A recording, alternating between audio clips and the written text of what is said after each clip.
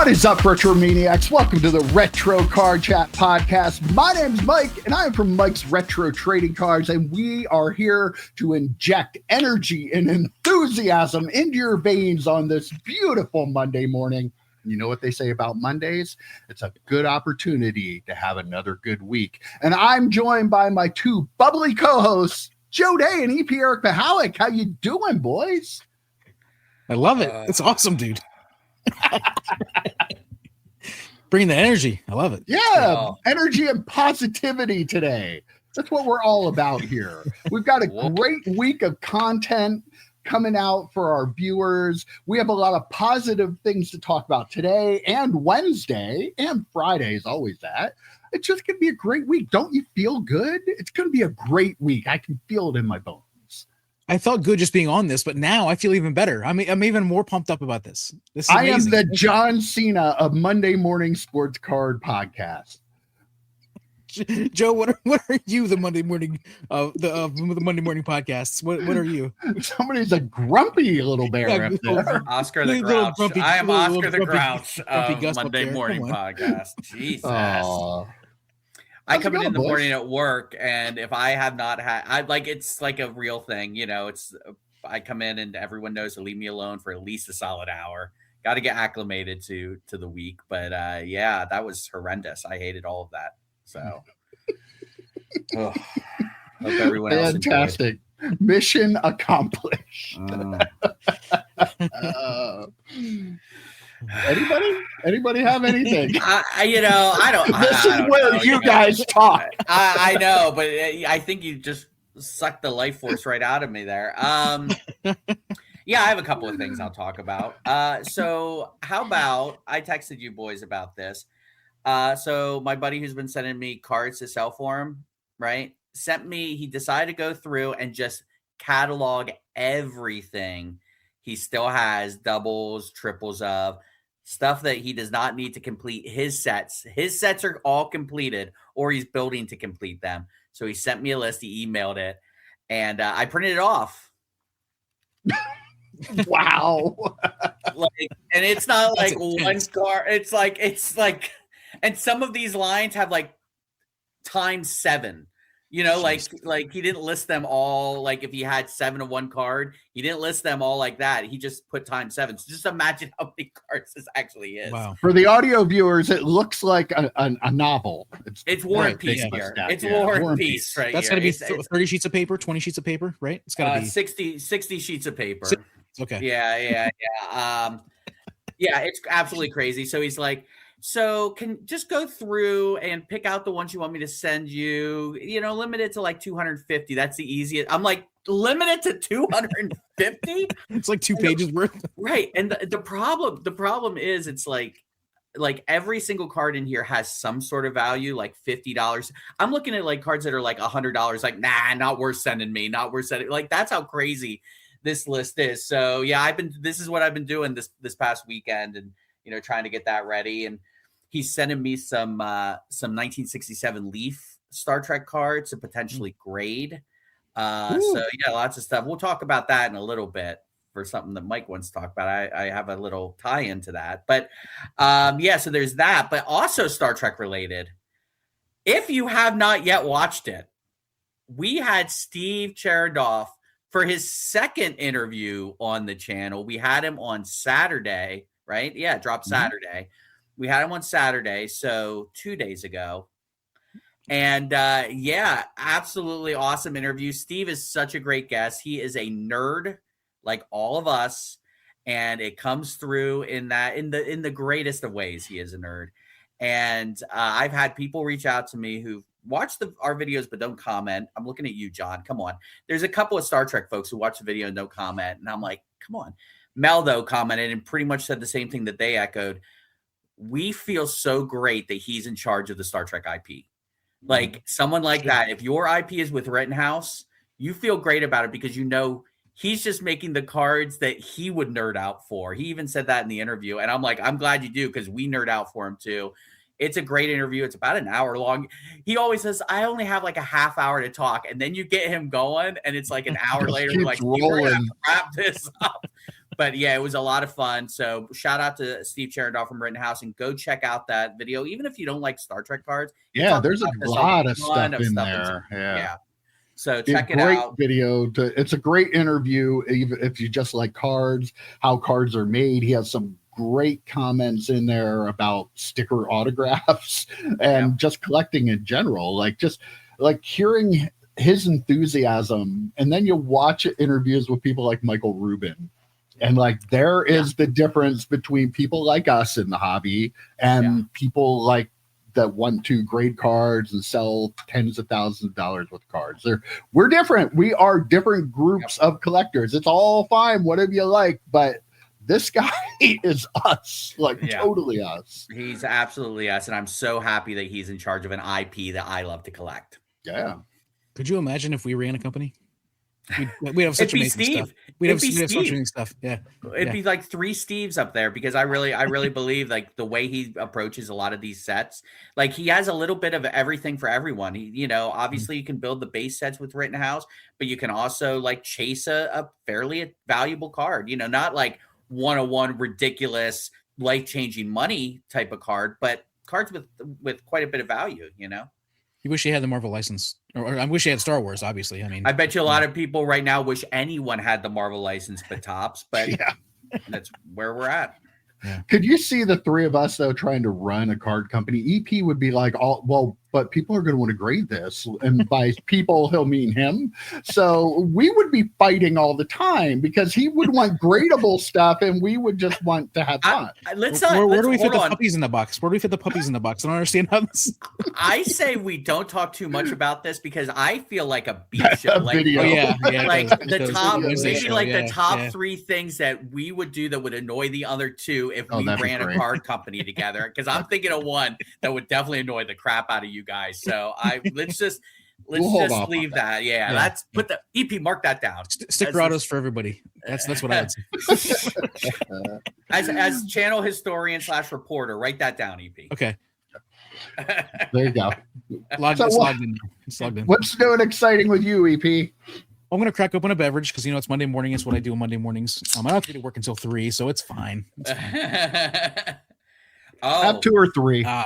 Delicious. Boys, speaking of him cracking open a beverage, a week from this past Saturday is the Pittsburgh Beer Fest. So we might have to discuss about recording later next week. I'm just warning you now, as you cracked open that beer, I'm like, that's why I'm not drinking today, because I have the Beer Fest coming up. But I'm going to pull back the curtain here a little bit. There was a time, I believe it was after one of these excursions, where me and Mike had to there was no Joe. There was no Joe response. There was no Joe logging in, nothing. And so we were getting worried, is he laying dead in a ditch somewhere? We had no idea, complete dead, total to the silence. Point where you were trying to get in touch with Rob, if I remember correctly. Yes, but that's what we did actually. Yeah. Yeah, that was 100% true story there. Yeah, Beer Fest, man. Every time it kicks my ass, but yeah. So I'll be a little less energetic. If you came in with that intro next week, I would have just shut my computer off and just left the room. Just put the clamshell down on the laptop and just walk away. Sorry, you were drinking a beer. That's right. That's right. Yeah. So anyhow, I sold some stuff on eBay, just normal random stuff. It seems like my eBay sales, I talked about this a couple weeks ago, it's getting pretty steady numbers of cards selling, not making a ton of money. They're all $1.75 cards, $1.75 cards, $1.99 cards, that sort of stuff. But it's still, it's still cool to get them going, especially since I haven't been listing as much stuff. I'm here stuck between debating whether to start doing more lots or sell or doing more singles. So I'm I've been stalling in that regard, but it's still pretty cool. I did win. I don't normally buy a ton of stuff, but I did win a 80 card lot of Barry Sanders cards for, I want to say 18 cents a card. So I was really happy with that. Some decent premium stuff in there too, like Bowman's Best stuff from the mid 90s or mid to late 90s. So some really good stuff in there. So I was happy with that. That should be coming. It was coming from California, and we got delayed by weather at one point in California. I was like, I don't know what that means, but okay. But it was in New Jersey last I saw, so I'm guessing it'll be here in a couple of days. I'm pretty excited about that. I have some cards stuck in Indianapolis right now, so I feel your pain. But yeah. Wow. Yeah. Well, I had an interesting weekend. You know, I talked about the fact that I had some Pokemon card first edition stuff and things I just found in a box that I was just going to send to PSA, get graded, send them to the vault, and get rid of them, right? Well, I also had one of the Ancient Mew promos that they gave out at the movie and stuff. Well, that one I had to pay like the next grade up. It couldn't be part of the bulk, so like it was like a couple dollars more to grade. Had to wait over 4 months for one card, by the way, to get done. And then I got the grade, and let me share this with you because the card came back a 6. Okay, I mean, that happens, but it's a pretty damn nice looking card for a 6. But it is what it is, right? But I tweeted a picture of this. I said, PSA thinks this is a 6. Pretty damn nice looking 6, if you're asking me, kind of tweet. It got over 850,000 views. I had like almost 2,500 likes on it. I don't know how many comments, but oh my God, let me tell you, when you have a tweet that has 850 some thousand views, you have a lot of people who are Pokemon bros that like to chime in with their opinion to this random person who posted their card. First of all, let me just, I want to separate 2 terms here. One term is, I thought this was a 10. Another term is, I'm not sure how this was a 6.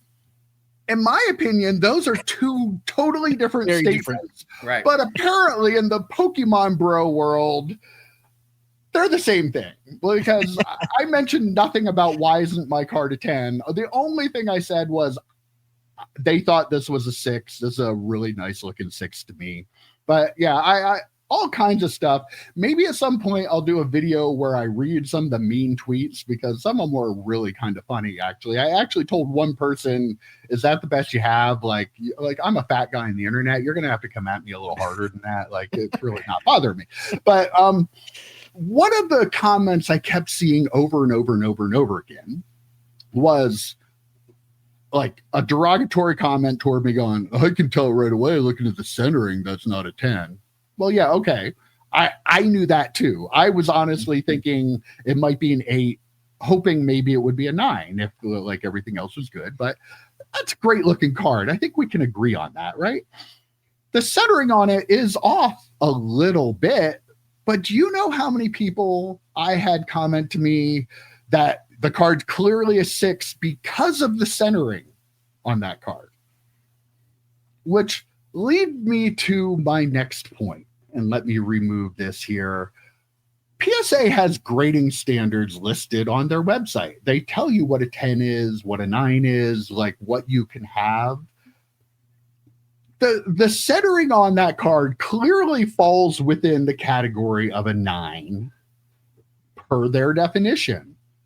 But they do not grade Pokemon cards or new sports cards for that matter, the same way they do other cards. And this is a problem for me because every time they talk about it, they absolutely confirm that their grading standards are the same across whether you're grading a 52 Mantle or you're grading a 2024 Victor Wembanyama card.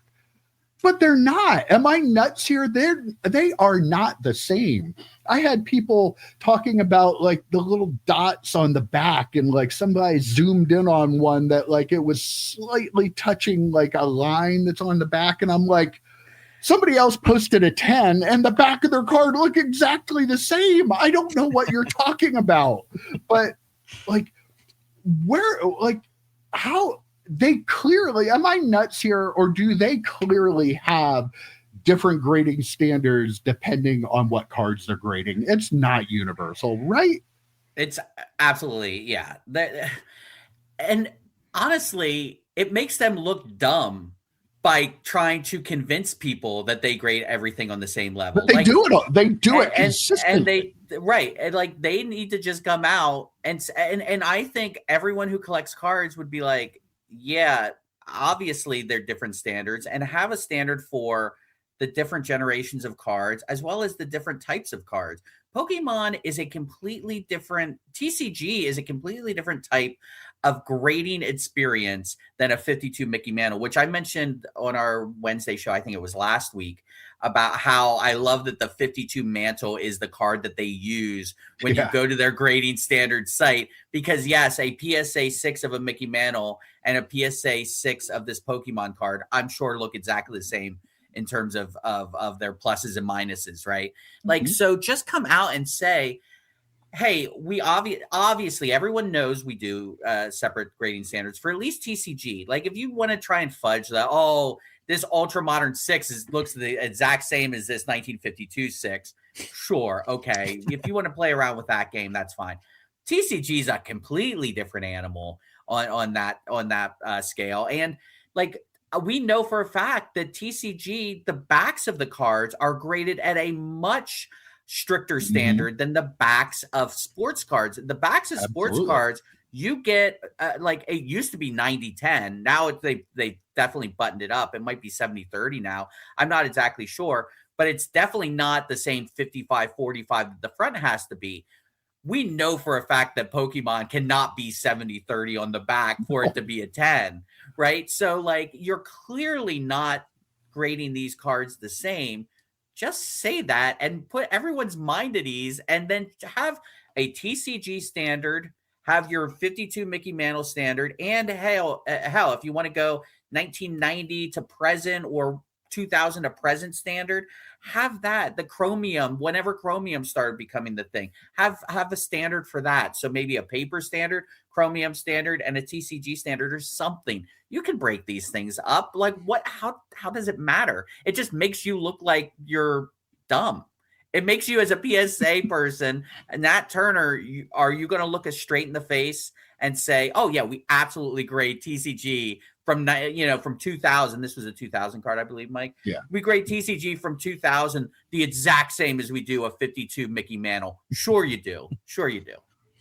It kind of hinted at it, Joe, but CCG cards are made with a different material. They're made like almost plastic, like playing card material, and they have rounded corners. Like they're it's a completely different animal than all these other cards. So while I think I've seen arguments or maybe heard arguments, or maybe I'm making this up, but about how if they change the standards, or if they have different standards, then it messes up the standards they already have. But that's not the case, because again, we're talking about a completely different material, like a completely different they already did that. Here. EP. Yeah, they already did that with the centering. Oh yeah, that's true. Yeah, they changed that. So I mean, so you like they should have. I agree 100%. You should have these different things, the different standards. To answer one of Mike's questions, you definitely are nuts, but that's independent of this conversation. So that's fair. That's fair. You understand that. But yeah, the setting up a different standard, like you said, Joe, I really like, because they definitely grade Chrome cards differently than they grade paper cards, than they grade vintage cards. I 100% agree with that whole sentiment. There's probably even more. You could even get in deeper into it, but they should be more transparent. They shouldn't be trying to like say that it's not the case, because it definitely is the case. Everybody can see it. You should have seen the number of side arguments that didn't include me between the PSA fanboys and the tag bots. Wow. Like, I swear half the comments were probably people fighting back and forth with PSA fanboys. It was something to behold. Yeah, that many comments and that many views, like you get such a wide swath of the hobby universe. Like, man, I was in a different world. I'm like, man, where is the door to get out of here? You could probably do a study, like an actual like a white paper study on the hobby, just based on the comments in that post. Josh Luber, get on that. So yep. I will say the Pokemon bros are even more fierce than the sports car bros, in my opinion. Like, it was a unique experience. But if you're looking for engagement on social media, just find a low-graded Pokemon card, post a picture, and say, how in the world did this card get this grade? And you're set. Free advice. So for those of you following Mike, once a week, he's going to be posting. No, I don't want to deal with it anymore. You were saying before we started. You were saying before we started about the number of notifications you're getting. You can't even see the notifications from people you actually want to see notifications from, right? Yeah, no, I couldn't find notifications about anything else because everything was that damn card that I posted. I regret doing that one, but hey, here we are. All right, let's get into it because there's some big news this week. I may have talked a little bit about having positive things to say. This is not the segment we're going to be doing it, I bet. But PSA, the aforementioned PSA, announced a price increase plus an increase in turnaround times this week.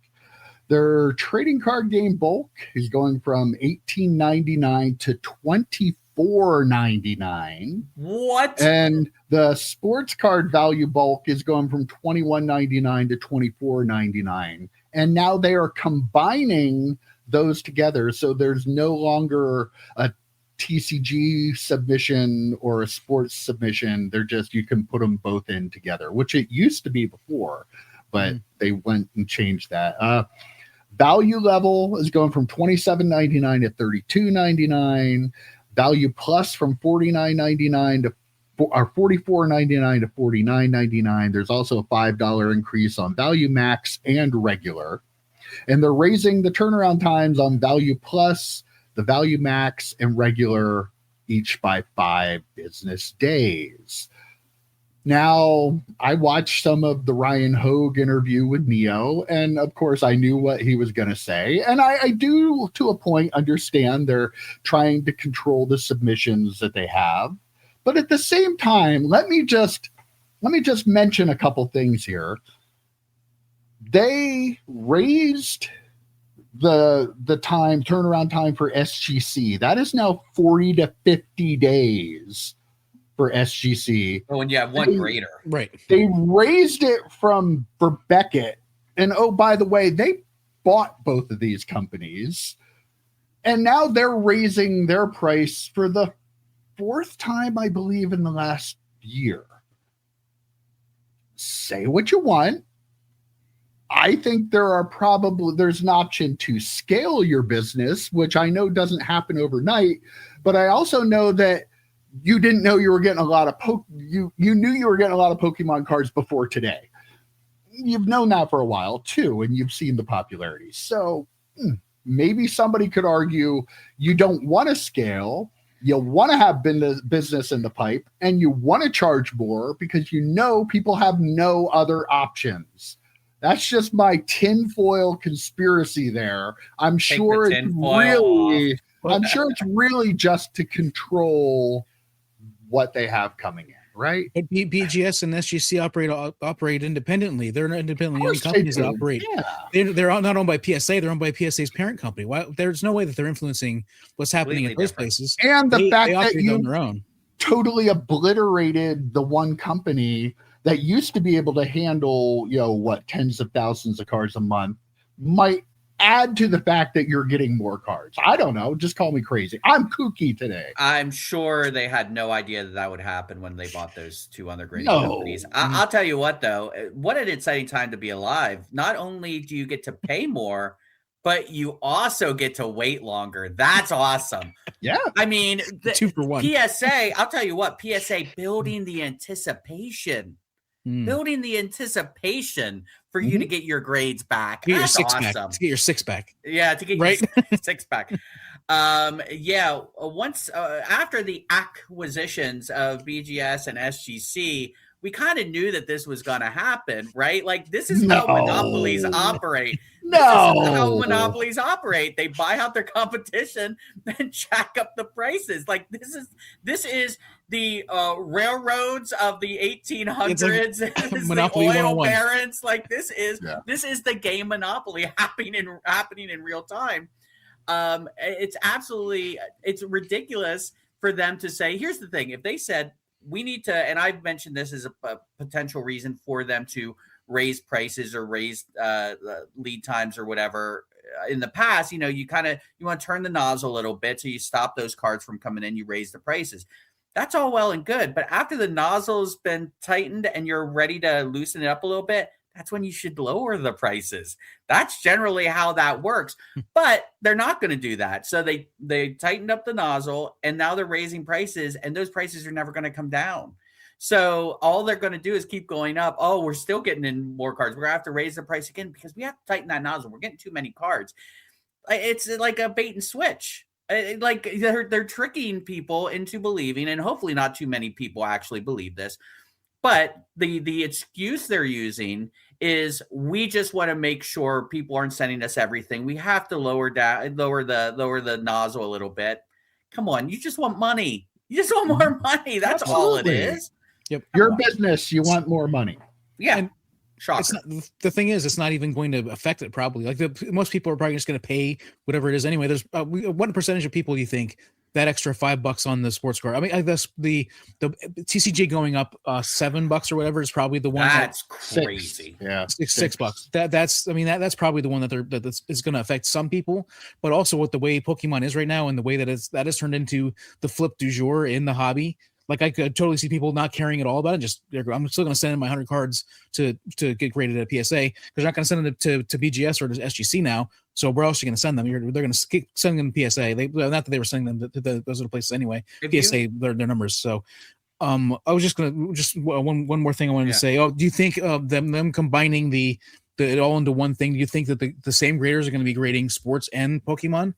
From our previous conversation about be grading differently, do you think that they feel like they've trained up all of their graders to? I think they already do. Yeah, okay. I don't think it's separated. That's a point. I thought separate with the separate orders. I thought maybe that was the case. Like they had a Pokemon line and a sports line. I could be wrong. So if you send in 100 Pokemon cards to get graded, you're now paying an extra $600 to get those 100 cards graded. Yeah. Put that in perspective, people. Like when you are actually thinking about what to grade. I mean, I'm as anti-grading as it comes. I like that. If I was even pro grading, I'd have pause there. And it's just, that is so much money, especially if you're grading your PC. Imagine grading your Pokemon PC and you want to grade 100 of your Pokemon cards. What Pokemon card could you buy for $600?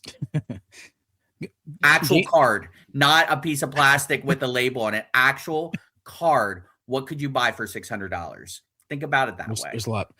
I bet you GameStop is loving this because you can take 2 cards to GameStop and get them graded because you're not going to have to pay to send in the minimum number or whatever for the bulk price. So even though their prices went up as well, you're still a better deal if you only have 2 cards or 5 cards to send in. It's a way better deal to go to GameStop and take them there and go through GameStop.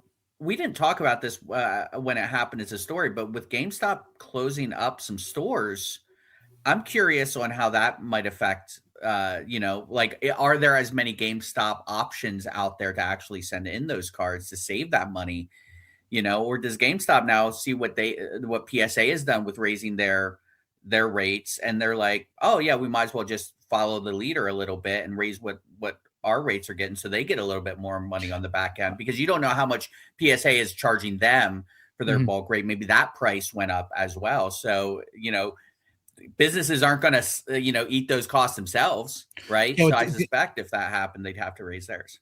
But didn't one of you guys text that the GameStop price was going up like the week before PSA, like maybe the weekend before PSA? The day before. The day before, yeah. PSA announced that. Somebody tweeted that they went into GameStop and the guy working there said their prices were going to be going up $5 starting tomorrow. So they knew about it ahead of time. Yeah. So they probably told all of their big. I'm sure all the bidders ahead of time. PSA and GameStop are like in this together. Like I wouldn't be surprised if one of them buys the other at some point. But I'm guessing GameStop would buy them. I think they're bigger. I don't know. One of the things, though, like to think about this, if you grade sports cards, you should be really pissed off at PSA, because sports card grading was down 15% in 2025 over 2024. But because of all the trading card game stuff they have coming in, now you have to pay more, and you've already been waiting longer, and you're going to have to wait even longer now. Why? Like it? They should have trading card game section and sports card section. And now they're just combining the orders together. Like, but it really sucks because your demand has been down for sports cards, but now their price is going up because of the influx of Pokemon cards. And because you're sending them to a company who doesn't want to separate them, they just want, send us everything we can and we'll figure it all out later. It like, why? I have cards that I wouldn't send before because it was taking too long. And now they're going to cost more. It's like, screw that. Like, don't send your sports cards. Send them somewhere else. I don't care where it is, but come on. You're letting this company that now is a monopoly that owns all of grading that says, fuck you. What are you going to do about it? You have options. Send it to CGC or don't grade it. Stop using them because the demand for sports cards is down, but you're paying more. In no free market does that make sense other than PSA can do whatever the hell they want to. Oh, so animated. He's like hitting his mic. Hit the mic. Oh, it just made me so mad. That's a man who just got an order back from PSA. I will say they need to change their acronym from PSA to PTCGA. Like the S stands for sports. Last time I checked in PSA, so maybe they want to focus a little bit more on that. And yeah, you're right, Mike. Like imagine, and sports cards are so there's this necessity to turn them around a lot quicker because of every at bat, every down, every game, every play, everything can determine the value of a sports card way more than a TCG card, way more than a non-sports card for the most part. So for you to have to wait those extra 5 days, that's a really, really big difference on top of having to pay even more to cover for the fact that PSA doesn't have enough graders to grade these cards. But again, the problem is no one, and we watch, we've mentioned Little Victories a lot of times on this channel, EP and he was talking about like some of the value return he did a video on the value return of sending some of his sports cards to CGC, and the value is like maybe 75% on the good end.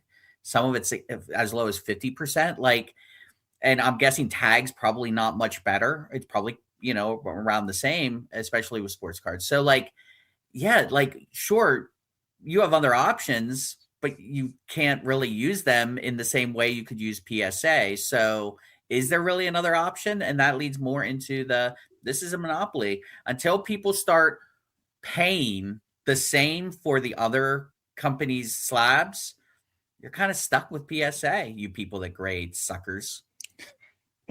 One of the things that really bugs me about this is kind of a bit to one of Mike's points was like TCG has been on such a low price compared to sports cards for a while. They've been running a discount, that $18.99 or whatever price for these TCG cards. But like this was going back now billions of cards from PSA has graded billions of cards. They used to do specials where sports cards of a certain era or whatever would, you could get a good deal. But I don't think they've been doing that at all. They just had the TCG price and then other like weird things, but never anything that we would want to send anything in for. And so like, maybe this price means that they're going to bring that back.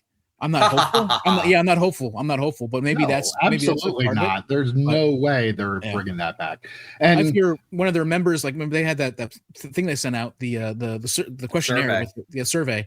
Like maybe if you but they'll probably raise the price of that, right? It's $150. The special will be what the price originally was before they raised them just this time, if they ever did that. So then you have to buy, you have to pay for an updated membership to potentially get any sort of specials. Right. They're getting you from both ends, brother. They can say what they want, but this company refuses to scale enough. I'm sorry. I know it can't be done overnight, but you've known this for a long time. You should be scaling all along. That's what businesses that have way more demand than they can handle do if they want to grow. And second of all, this trading card game problem that they have is self-induced. That has been priced underneath the price of sports cards for how long now? Years. It's like years, a couple years. Yeah. So you invited this. You want all those cards sent to you, but you're screwing the people that are buying or trying to grade their sports cards. You don't care about the people that built your business into what it became before you started getting all that. If you wanted to truly control the amount of cards you got in, you would have raised the Pokemon side of this long ago. The numbers are the numbers. I don't care what you want to say. The numbers are there. You can see how they've grown and they've grown. They've invited it. They wanted it. They did absolutely nothing to throttle the amount of trading card games. And now, oh, well, we're so busy, we have to raise the prices on everything. Screw you. It's so ridiculous. Anybody with a brain knows what you're doing. You bought your competition and now you can do whatever the hell you want. And that's what you're doing. Don't feed us the rest of the bullshit. And the reason that they the reason that they didn't raise the prices is because they were trying to bury CGC. Plain and simple. CGC was the clear.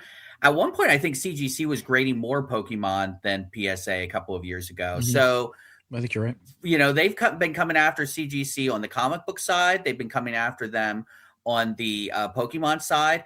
And maybe it's this point that they're pushing to try and push CGC out, maybe by them too. Who knows? And that's why they had those prices so low for so long, to try and encourage people to put those TCG cards into PSA slabs instead of. And now they have your cards and you can't get them back, and they're stuck there and you can't send them anywhere else. Right.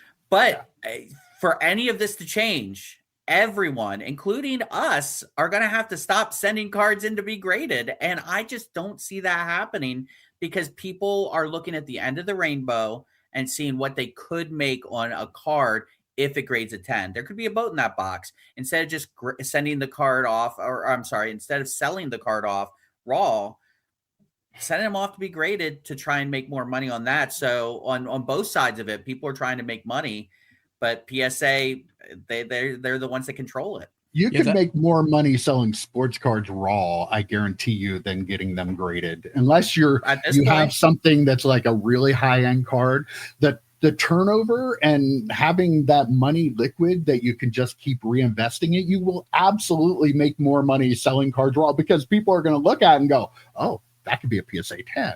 So I'm going to pay you more than what a 9 would get. You take all of the fear of getting a 9 out of it by selling it raw, and then you don't have to wait 4 months and hope the player doesn't tank or get hurt or something in the meantime. You make way more money selling raw. And for the people that grade cards for their PC, I know some people talked about that in our video last week. I understand people do that, but just understand this: you are paying $25 for a card case. If you are grading cards in your PC, you are paying $25 for a card case. How much does a sleeve cost? How much does a top loader cost? How much does a Pro Mold One Touch cost? You are paying for a card case $25 plus shipping, both ways. Plus shipping and insurance. Right. So it's probably $30. $30 for a card case. I was just going to bring up some of the points that Mike brought up. Like, we're now paying $25. Sorry. That one was loud. I thought that was in my ear. Jesus. So people are now paying $25 for whatever you want to sell at the value price, which means you have a subscription to get your cards back 3 months or 4 months later. Like Mike said, like, that is the craziest part, is like, you are tying all that money up for so long, for 4 months. If you are a flipper, it's almost the point now where they should really think about it. But the problem is, you look at the number of cards that are being graded, that's not going to happen. Like Joe said, people aren't going to stop doing it. Like, what is the threshold, the dollar threshold, and the amount of time you have to wait before this finally stops? The locomotive starts to slow down. What do you guys think? Like $30 a card, $50 a card, and I was going to say 6 months. It would have to be 50. Yeah. It's crazy. All right. Well, let's get out of this, because we could just complain about how ridiculous this PSA monopoly is all day long, but we won't. Let's talk about the top 75 most iconic baseball cards. I'm not going to go over all 75. Oh no, we don't have quite enough time. So let's just look at the top 10. I'm going to read you off the top 10 list, and then I want to hear your thoughts. Number 10 is the 2018 Topps update, Shohei Ohtani. Number 9 is the 1980 Topps Ricky Henderson rookie. Number 8 is the 1955 Topps Roberto Clemente. Number 7 is the 1986 Topps traded Barry Bonds rookie. Number 6, 1968 Topps Nolan Ryan and Jerry Kuzman rookie.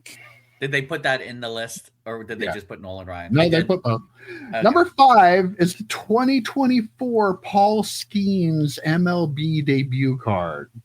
Fifth most iconic card of all time.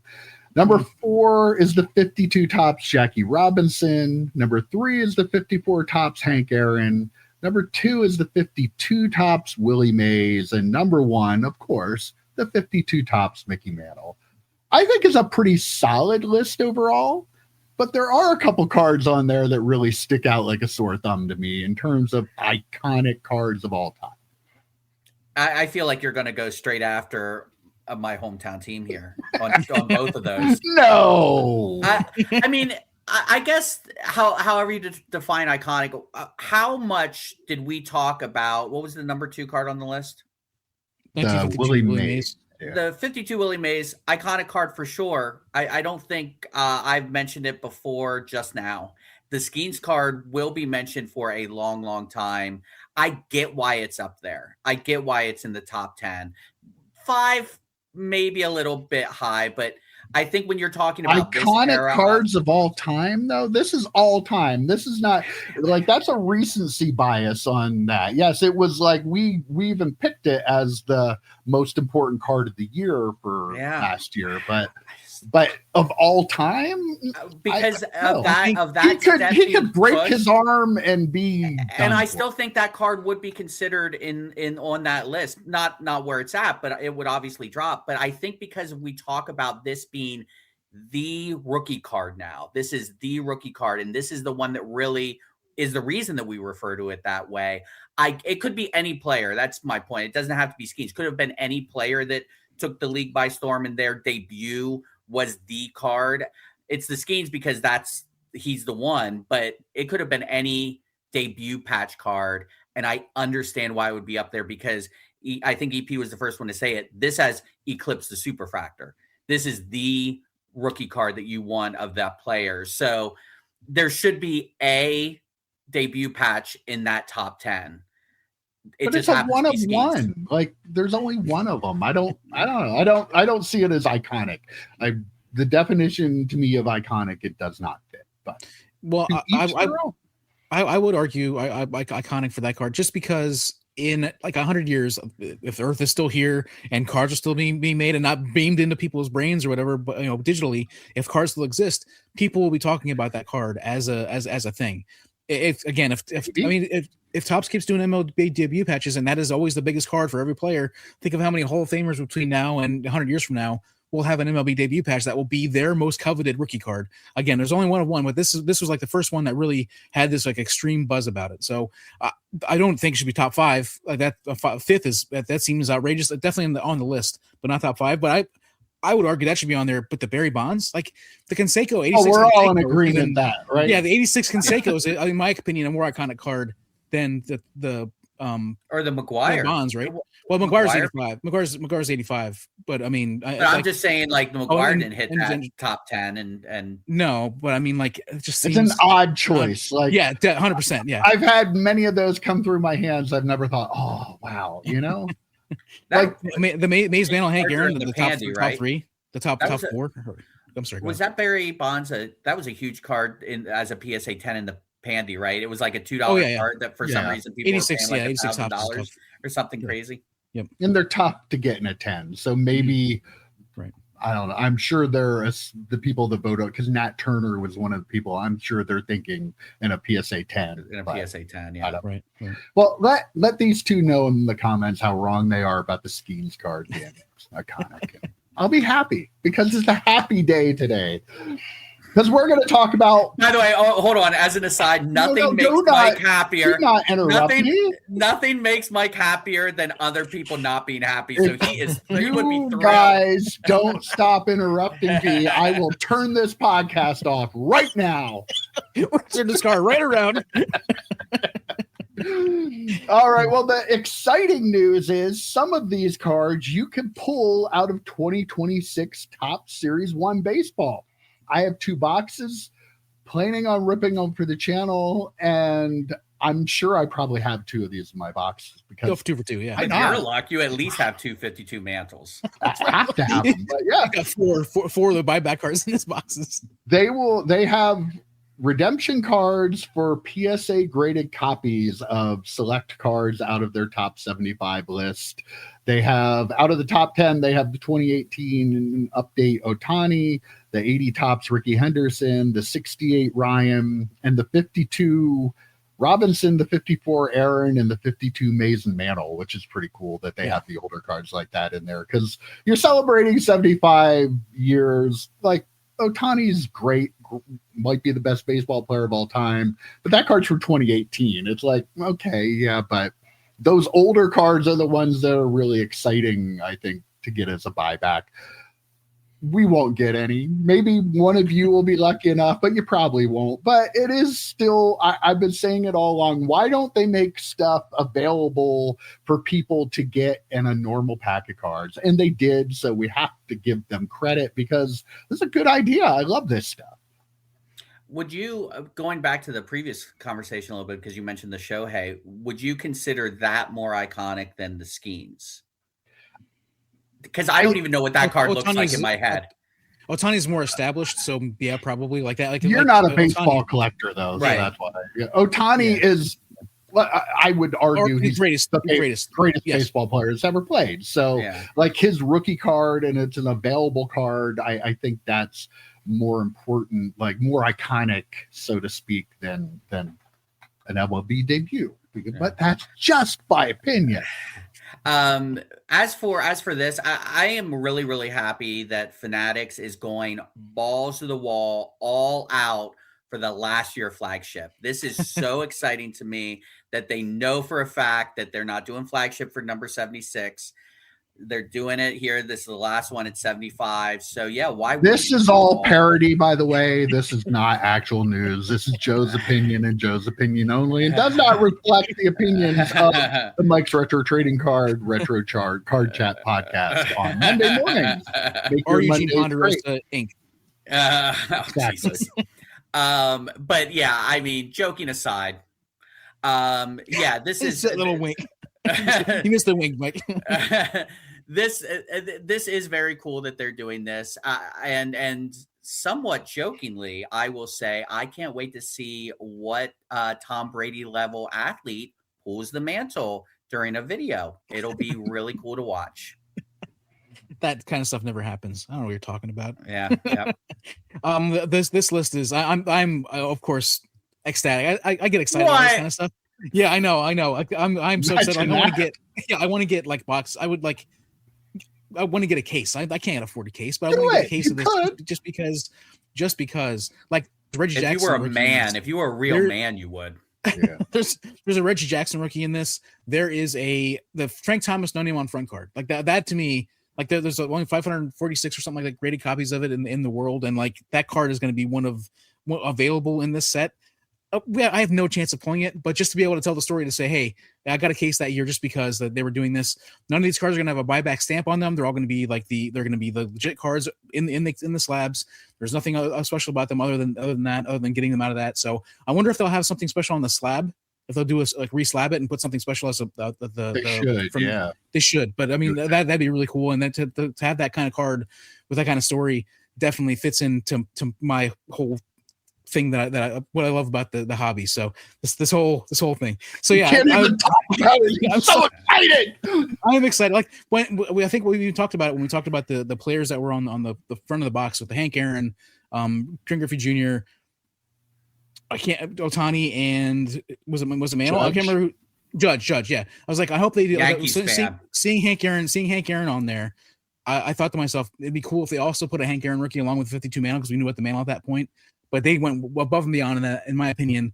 And they are going out, like somebody who actually cares about collectors said, hey, we should probably do this for this 75th anniversary for the first time since they've owned this company. They're like, you know what, we should probably do something for the fans this time. So does this mean EP has forgiven all their other transgressions? No, of course not. Yeah, 100%. Right? Like he's back on Fanatics is the top penthouse. They can do no wrong. They this greatest. Definitely bought a lot of love for Panini. EP. Never did this for us. Yeah. Right? Well, no, of course. I mean, Panini's no, of course not. There it is. Everyone, we pulled him back in to being the Fanatics fanboy that he's always been. He's like, I just need a reason. This set is the reason. I will say it's a Topps. Listen, it's a Topps fanboy. It's not Fanatics. I keep saying that. I don't care about Fanatics. Anyway, so I am the most excited about any set coming out since I've been back in the hobby. I said this during the interview with Steve Chernoff with Star Trek Connections. I'm buying 3 cases of that as the set I am most excited for. And I guarantee you they're more expensive than flagship for a case, right? So EP, why can't you buy a case? I can't buy 3 cases of finest. Just buy one. Buy one. I can't buy 3 cases of Buy finest. 2. That's my favorite. Buy 2. I'm finest. No, I can't even buy a box. No, flagship. I should see what it would take to get a case. I should see what I should do. Right? Yeah, don't be a bitch, bro. Well, you should get a case because maybe you'll pull a Jerry Seinfeld autograph out of it. Because there are also not only Larry David, but Jerry Seinfeld autographs in 2026 Topps Series 1. There's a 1 of 1, but past that, we don't know how many others because they did not say how many total cards were autographed. So maybe he only signed the 1, but still, you could get it, EP. I mean, I would take that. Or the Larry David. Yes, absolutely. 100%. I'm in like that. I mean, another awesome chase. And again, the flagship product. I'm almost speechless. It is like they're trying to go out with a bang. Going out with a bang, baby. It really does feel that way because this is a card I would absolutely like. This would be the card that I would like to pull more than the 52 Mantle. That just tells you where my priorities are. But like, it's a very, very cool card. I just double checked the picture you sent me, and it looks like it's on card, which is kind of shocking. It looks like it's for the one that they have a foil card too. It looks like a chrome card or something. Yeah. So Larry David has one in this as well, and he inscribed it pretty good or something like, if you watch Curb Your Enthusiasm. And I had meant to text you guys this because the first thing I thought was, and I said this to you guys, that it seems like Michael Rubin really wants to be friends with Larry David. And then I was like, or is he just doing this to get closer to Jerry Seinfeld? I just kept that part in my head. But then that Seinfeld card came out like literally, 2 days later? And we're like, so that was the plan. He was like, okay, I'm going to suck up to Larry David. Maybe he'll give Jerry Seinfeld a call for me. But yeah, it's just close the book on Rittenhouse ever doing a Seinfeld set. He's an exclusive with Fanatics now. I just feel like Larry David was already going to the white parties. Like they were already friends. They're just like a natural, okay, we should do this kind of thing. So Larry David doesn't feel like a white party guy to me. Jerry Seinfeld feels like a white party guy to me. That's for sure.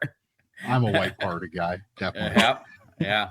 All right. Last week, I talked a little bit about the 86 Fleer Jordan and how many fakes they made. And I was a little upset because Nat Turner hadn't tweeted out the 84 star Jordan 101 card, but he did this week.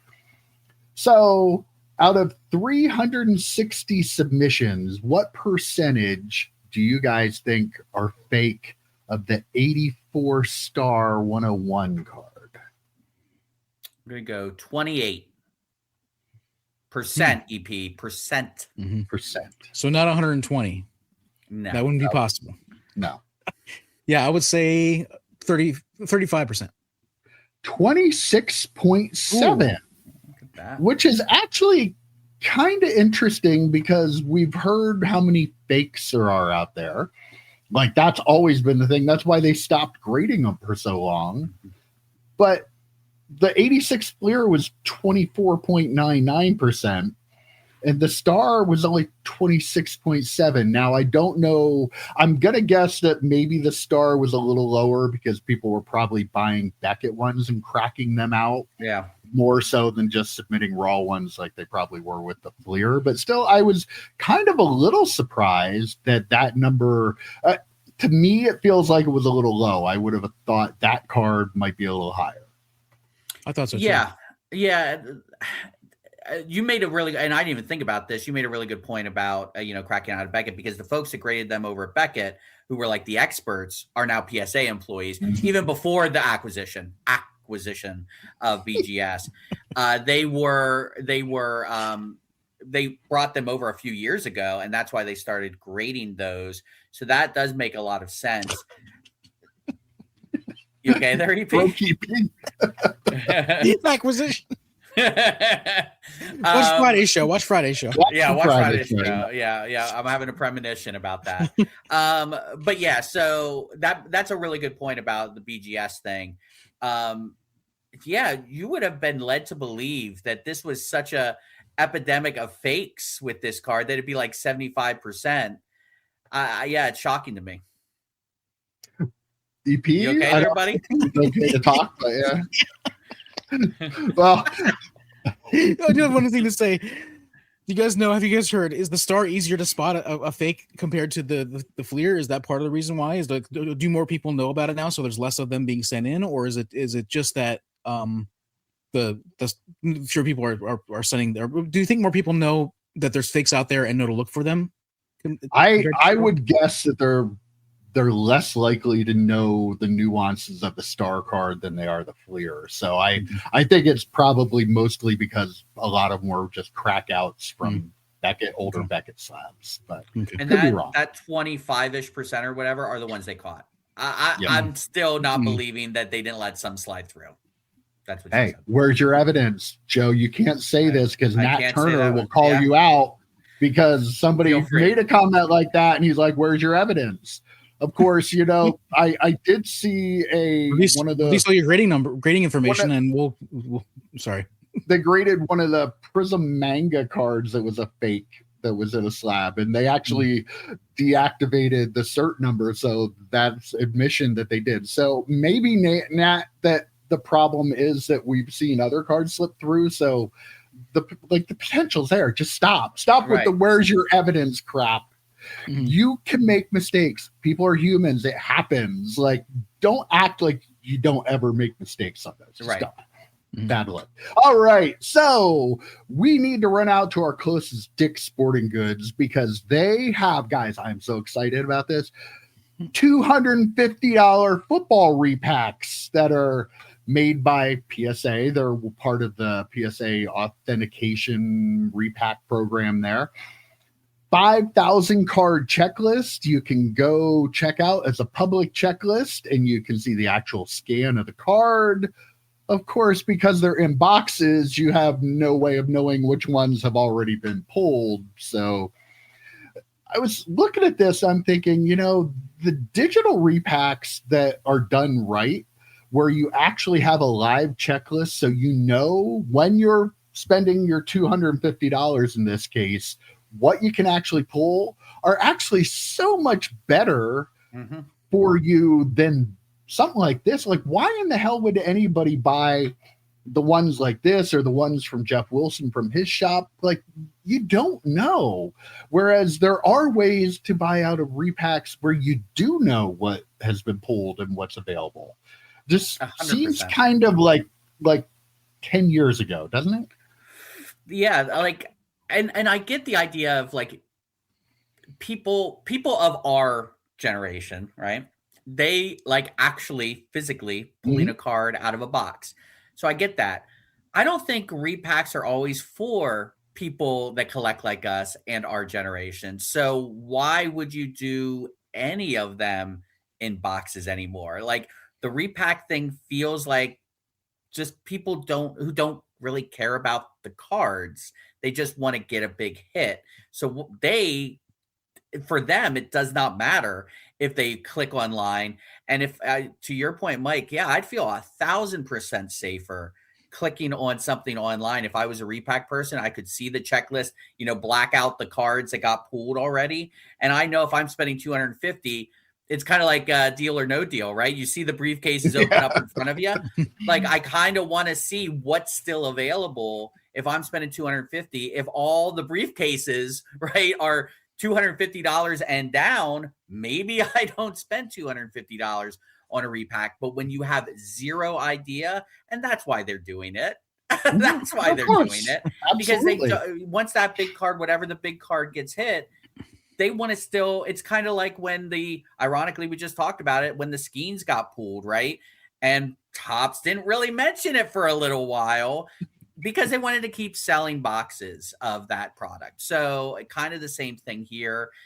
But yeah, if you're doing a repack, digital is probably the way to go. This seems like the souped up version of those old retail boxes used to be able to get. They had you would get a bunch of 1991 Fleer 89 Topps in them at Walmart. Maybe like $8 at Walmart for this weird looking box with a fake baseball shadow on the collector's edge. Yeah, and you open that up and it's got absolute crap in there. But it says in the box, there's one mantle. We put one mantle in all these little packs that are out there. But this is like souped up version of it that offers a little bit more probably a little bit more good cards, a lot more cards. Period, like an overall, but then it's charging $250 a piece. Like that seems like a retail version of the repack. Seems like a bad idea. I agree, because how many of those cards are $25 cards. Maybe 50. I don't know what the low is, but there's definitely a low, and it's definitely a lot lower than $250. I see online and on social media a lot people talking that I see the line of, it's other people, third parties that are buying these PSA offers. Between the power packs, repacks, do we really think GameStop, like Neo did that whole video on the ownership who owned, and it's a game. The power packs are a partnership between PSA and GameStop. And like in the press release, it said that GameStop was responsible for the selling and the digital marketing and the website of it. Nowhere in there did they say I don't think GameStop is buying cards for their repacks. PSA is doing it. PSA owns the company. And like on these things, do you think that Dick's Sporting Goods has a buyer who's buying these things? No, they made a deal with PSA. PSA picks the cards out, puts them in the box, yet they still don't admit that they buy cards with the offers, which is shady as shit. Like, be a little more transparent. But I still see people know it's all third party people that are buying them for repacks. PSA is also buying them. You cannot ever get me to believe that PSA is not buying some of these cards, right? I want that job at Dick's Sporting Goods, man. Like right? professional card buyer. I'm in. I am totally in. I would absolutely love that. Yeah, like for these big companies like a Jeff Wilson, the people who actually run his shop. I'm sure there is someone there actually making offers on cards and buying the cards from the vault. But like the ones that are going through GameStop, going through Dick's Sporting Goods, making their way to vending machines and shit like that. That's PSA probably has just a bundle, and they're sending out slabs of slabs, just sending them out to these repackers or uploading them online or something. Like, there's no way that, like you said, Mike, someone from Dick's Sporting Goods' job is to actually go and buy cards for their repacks from the PSA vault. I want to meet that person. Let's interview him. Like their baseball card buying division, like the Dick's baseball card buying division. Yeah. This is not something I could do myself, but I wonder if PSA owns or has like a satellite company that's doing it. So technically it's not PSA. Yeah, I'm sure that some other the name of some other company that is doing it under the umbrella of collectors. Right. But it's still separate, just like SGC separate EP, just like BGS is separate. They probably have this separate buying arm for these slabs. Power Packs is owned by collectors, not PSA. So yeah. All right. Let's wrap things up here with this little interesting story. There was a whatnot breaker that dipped with a 1-of-1 soccer card. Now, bear with me because I know nothing about soccer, but I do know about these breakers dipping on whatnot, and I know value and stuff like that. So Max Dorman, Topps Chrome 1/1 card. It's apparently a $30,000 card. The breaker was running a break, but did a giveaway during the break. But instead of picking who was going to win the giveaway before he opened the pack, he opened the pack first and then was going to pick the winner. When he opened the pack, it had the 1/1 Max Dorman card in it. The guy was like, this is life-changing money. Do I change my life or do I change somebody else's life? He had a British accent. I'm not going to try to do that. And he decided to keep the card, deleted his Instagram, and deleted everything from his whatnot page. And apparently an update from Dan the Card Man was that the card has apparently already sold. So let's get into semantics here. Did he actually steal the card? Or did he not? Because it was not technically, nobody bought it. He was doing a giveaway. He hadn't assigned who the winner was. So this is totally shady. Don't get me wrong. But I'm thinking, I don't know that legally if he stole it. Maybe he did. Legally, I don't think he did. And here's the thing. If you think that he didn't, then you can't think the Backyard Breaks did. Remember that? Yeah. That was the same exact thing with them. It was a giveaway. They promised to whatever they got out of this, someone would get as a free gift, and they backed out of that. And then they did some bullshit with like, what was it, the Boy Scouts or some bullshit thing? Now, so legally, I don't think I don't think this guy stole a card. But it's kind of telling that this $30,000 was life-changing to the point where he's giving up his business that he has on whatnot for now, right? Until people forget about this. But he's willing to give that business up for that one-time hit of $30,000. I'll tell you this, I've run a couple of breaks on our channel, at cost breaks, cheers, and Game of Thrones and things like that. And you kept all that good stuff too. Right. Yeah. But I said this from the jump. I would never break a case of Star Trek Connections because I would feel horrendous if I pulled that 5-way captain's autograph, right? And had to send it to someone else who bought into the break. Now, this is obviously different because it's a giveaway and no one actually paid for that spot.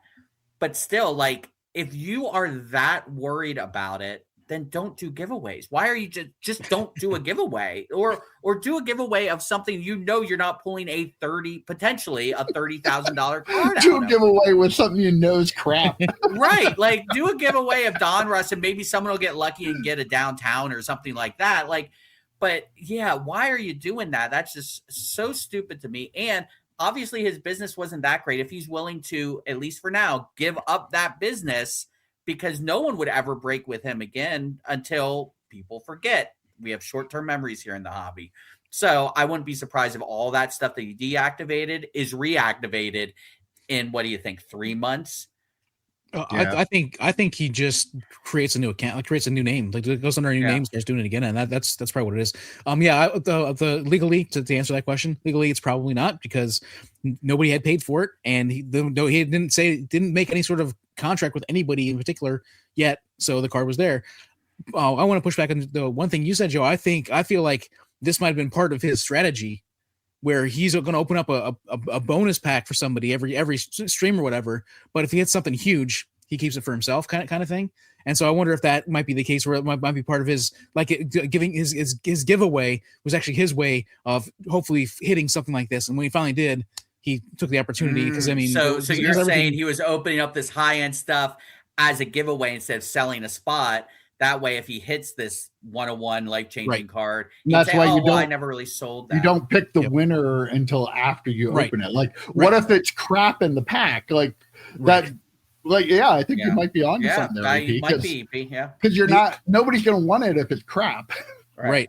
And the only other thing I would say is what if somebody like Backyard Breaks did this a couple of years now? We've seen their money they're making now, but several years ago when they did that with the gold kaboom or whatever, like I wonder if they somebody like that did that then, somebody that big did that then, this would be like all over the place. Every YouTube channel would be talking about it, right?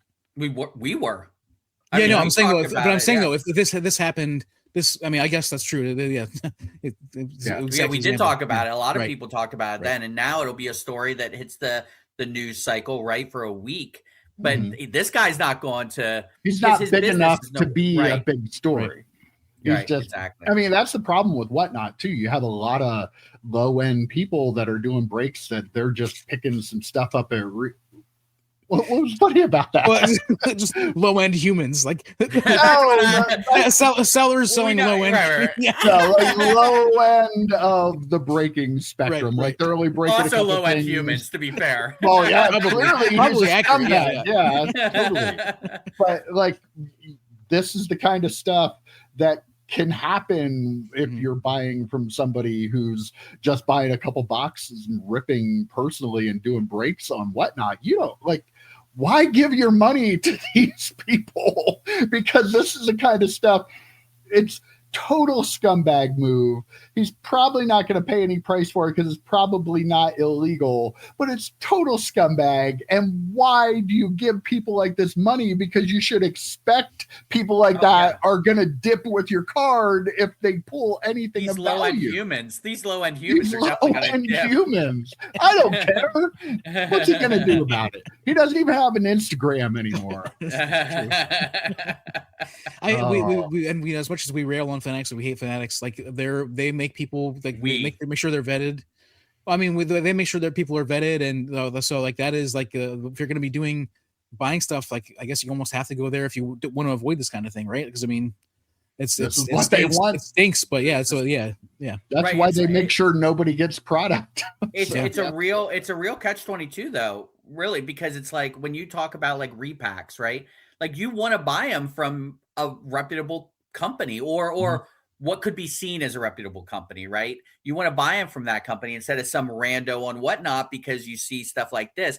Chances are you're not going to see that with someone like PSA or with Fanatics because, they're big companies, no big deal. So it's like, do you feed the beast of Fanatics and PSA? Or do you take your chances with some random person on Whatnot and maybe you get a better deal, maybe you don't, or maybe you just don't even get your cards. So it's like it's a tough spot to be in if you're obsessed with repacking and breaks and all that stuff. Do you go to places like Fanatics or do you just roll the dice and go to some place on Whatnot? It's almost like these big gigantic companies want it to end up that way. So you have that conundrum. I don't want to buy from them, but when we were talking about regulation in the hobby, I think I said at the time, I'm like, Fanatics would love regulation in the hobby because they're probably already set up because they do a lot of the actual gambling stuff, and they have to deal with that regulation anyway. These small breakers, these small Whatnot repackers and stuff, they're not going to be able to handle the financial and the legal side of some sort of regulation that comes down on them. So Fanatics is probably all for it. PSA would be all for it. All these repackers would be, because it would weed out all the other ones for sure. Yep. I doubt they're for it. They're making too much money, not having to play by any rules. PSA does not want us to know the shit they're doing. Fanatics does not want us to know the shit they're doing. They just want to be able to do it and get away with it. So, I guess I understand your point, but they'd rather the Wild West continue forever because they could. But if regulation is going to happen, they will not be as impacted. They will not have to shut down shop if they're. Maybe they will. We don't know. Maybe they will. Fingers crossed. Right. This is the last year flagship, so why even keep going? There you have the super positive episode of the podcast this week. Make sure you watch Wednesday's show because we're going to build our ultimate PC from scratch. That's going to be a fun one. And 3 cards is always a blast on Friday. You guys don't all watch it. I see the numbers of people that watch this pod, and then I see 3 cards, and it's like a third. What are you doing? You get to see us again? Come on. Who doesn't want more of this? That's fair. All right. That's all I've got for you this week. It was a pretty good chat, guys. I will see you next week. Have a great week, everybody. What is this shit? Eugene Ponderosa signing off.